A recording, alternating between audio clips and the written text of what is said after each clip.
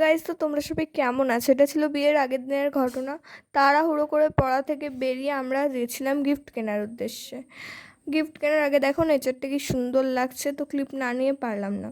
যাই হোক, গিফট তো কিনবো, কিন্তু তার আগে পছন্দ তো হতে হবে। সেই পছন্দ আর কোনো গিফটই হয় না। হাজারখানা দোকান তো ঘুরলাম, ঘুরে ঘুরে ঘুরে ঘুরে লাস্টে গিয়ে আবার সেই প্রথমের দোকানে ফিরে এলাম। সেই দোকানে এসেই অনেক কিছু দেখা হলো। তারপর একটা গিফট আমার খুব পছন্দ হয়েছিল, সেটা হচ্ছে এই আয়নাটায় নাকি ফটো লাগানো যায়, এবং ফটো লাগালে একটা লাইট আছে, ওই লাইটটা জ্বালালে ফটোটা দেখা যাবে, আর এমনি সময় আয়নারও কাজ। ভালো না গিফটটা? যাই হোক, ওটা নেওয়া হয়নি। অন্য একটা গিফট আমরা নিয়ে বাড়ি চলে এসেছিলাম। বাড়ি এসে আর ভিডিও করা হয়নি, সোজা খাবার ভিডিও দেখতে পাচ্ছ তোমরা। রুটি রুটি তরকারি আর বোঁদে ছিল। আমি আবার তরকারি দিয়ে রুটি দিয়ে আবার বোঁদে দিয়ে খাই, মানে মিষ্টি না হলে ঠিক হয় না। যাই হোক, তারপর আম খেয়ে নিলাম। আম খেয়ে ঘুমিয়ে পড়েছিলাম, আর ক্লিপস নেওয়া হয়নি। তো সকালবেলা উঠে খালি ঘড়ি দেখছিলাম আর শুয়ে পড়ছিলাম। আমি ভাবছিলাম যে কখন যাব, কি পরবো, হ্যান ত্যান। এত ল্যাদ লাগছিল, ওঠার ইচ্ছাই করছিল না। ফাইনালি যেটা হয়, এরকম করতে করতে একটু পরে করতে করতে লাস্টে আমার দেরি হয়ে গেছিলো। একটায় যাওয়ার কথা, আমি দুটোই বাড়ি থেকে বেরিয়েছিলাম। আরে বস, বাঙালি লেট না করলে হয় নাকি? যাই হোক, তো দেখতেই পাচ্ছ লাস্টে আমার ভিডিওই করা হয়নি সারার সময়। একটু একেবারে গিফটটা ঢুকিয়ে সেজে গুজে লজের সামনে গিয়ে আমি ভিডিও করার টাইম পেয়েছি।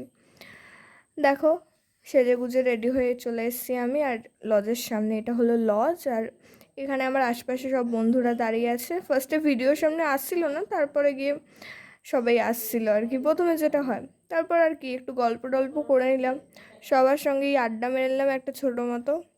আড্ডা টাড্ডা মেরে আমি চলে গেছিলাম একটু জুস খেতেও। ফেটা যা সেরা ছিল না, আমি 2 গ্লাস খেয়ে নিয়েছি। আর এদের দেখো, যখন আমি ভিডিও করতে বলি তখন ভিডিও করবে না, উল্টো পাল্টা সময় ভিডিও করবে।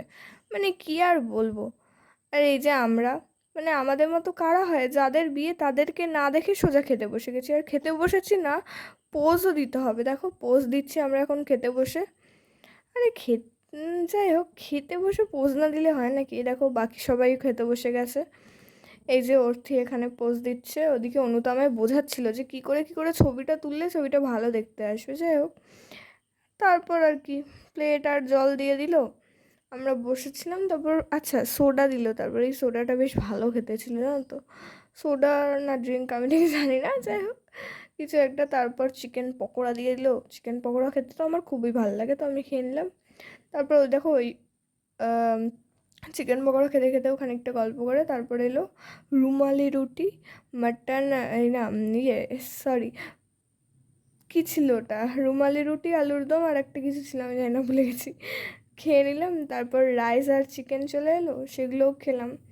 এই যে সবাই খেয়ে নিচ্ছিলাম আমরা। ওদিকে আশেপাশে সব বন্ধুরা বসছে, এক জায়গায় বসার প্ল্যান ছিল, বাট বসতে পারিনি।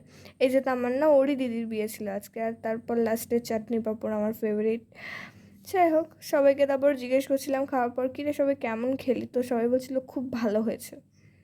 ওর রিয়াকশান কিছুটা এরকম। ও বেচারা এত খাচ্ছে, আর রিয়াকশান দেওয়ারই টাইম পায়নি।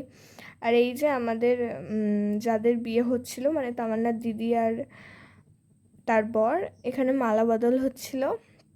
ওদের মালা বদলে কিছু ক্লিপস, আর এরপর ওরা সিগনেচার করবে একটা ডায়েরি মতো কিছুতে, দুজনরা সিগনেচার করবে। তারপর আমরা চলে আসি বাড়ি, সিগনেচার করবে। তারপর আমার ক্লিপস নেওয়া হয়নি, তো দেখো তোমরা।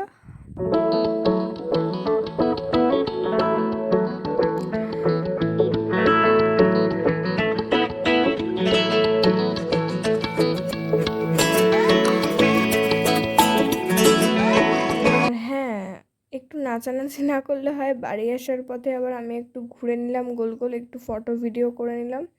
তারপর বাড়ি চলে এসলাম আর ভিডিও